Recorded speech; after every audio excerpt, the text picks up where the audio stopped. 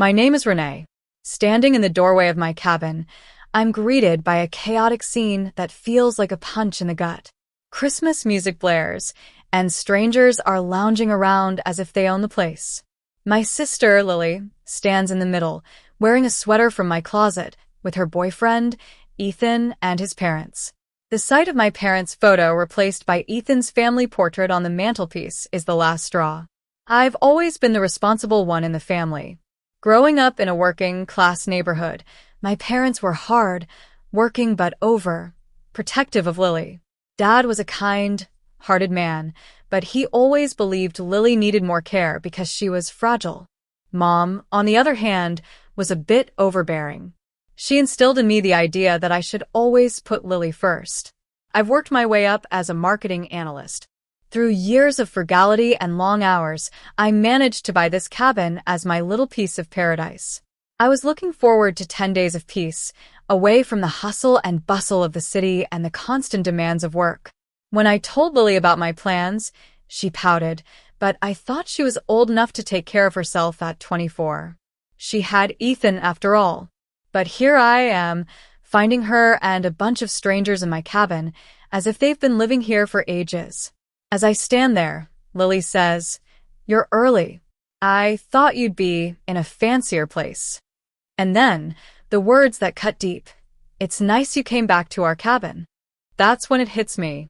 I've spent my whole life sacrificing for her. I remember when I was 12, my birthday party was canceled because Lily had a minor fever. Mom said Lily needed me more, and that celebration could wait. It never happened.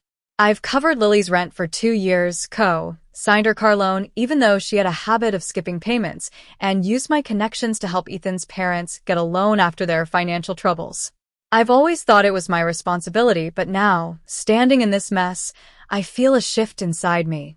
I look at Ethan's parents, who are clearly uncomfortable. The woman, Mrs. Thompson, stammers that Lily told them I gave permission. I can't help but let out a bitter laugh. Ethan just stares at the floor, knowing full well Lily's lies but never saying a word. I take a deep breath and tell them calmly that they have 24 hours to leave and restore the cabin to its original state.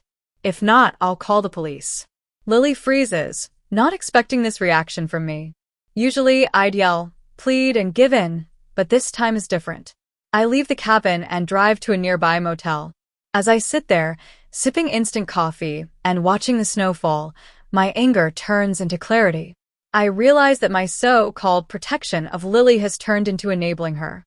Our relationship has been a cycle of her taking and me giving, and it's time to break the chain.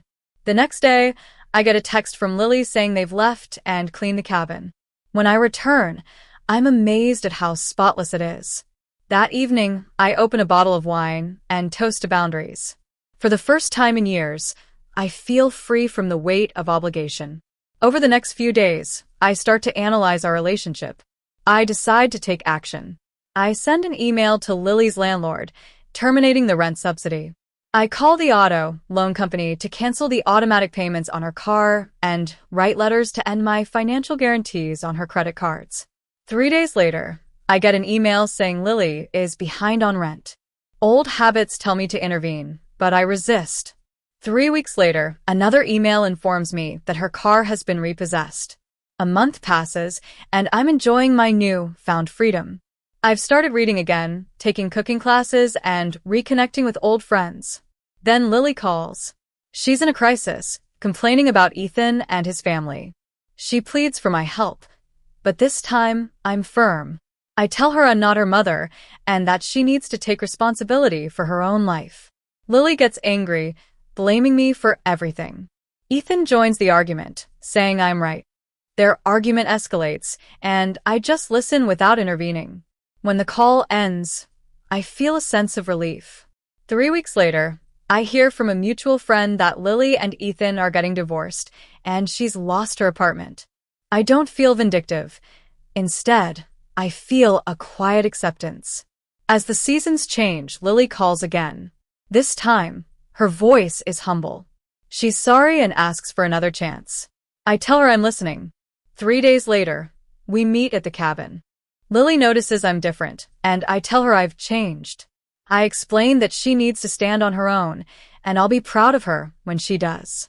We share a glass of wine and watch the snow melt, symbolizing the end of our old relationship and the beginning of something new.